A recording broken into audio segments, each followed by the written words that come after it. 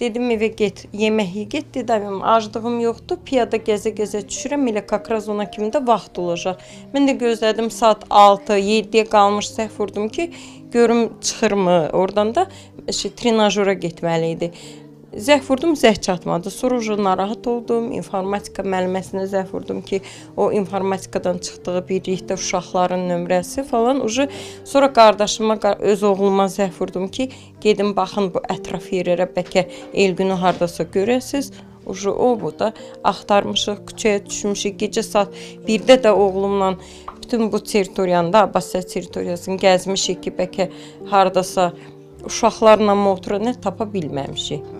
Bəs Elgünün son günlər davranışlarında hər hansısa bir dəyişiklik hiss edirdinizmi? Özünü aparmağı, kimləsə mübahisəsi ola bilərdi bəlkə? Heç bir dəyişiklik yox idi. Hər şey normal. Biz söhbət eləyirdik, son zəngə hazırlaşırdıq, rəqsə.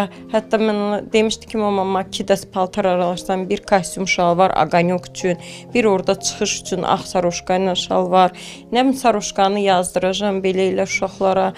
Ondan sonra son zəngdən danışırdıq ki, qəşəng qonaqlıq eləyəcəm, ürəyin dostlarından kim istəsə çağırarsan. Yəni, heç bir qeyri-adi, ay aqressiv, ay fikirli, ay problemli, heç bir şey yox idi. Hər şey normal, yəni heç bir səbəb yox idi da. Yəni, mən anayam, onun səsində hər hansı bir həyəcanı hiss eləyə bilərdim, amma o da yox idi. Yəni, adicə insan dişi, başı ağrıyanda, böyründə yad bir adam da olsa hiss eləyirsən ki, o nəsə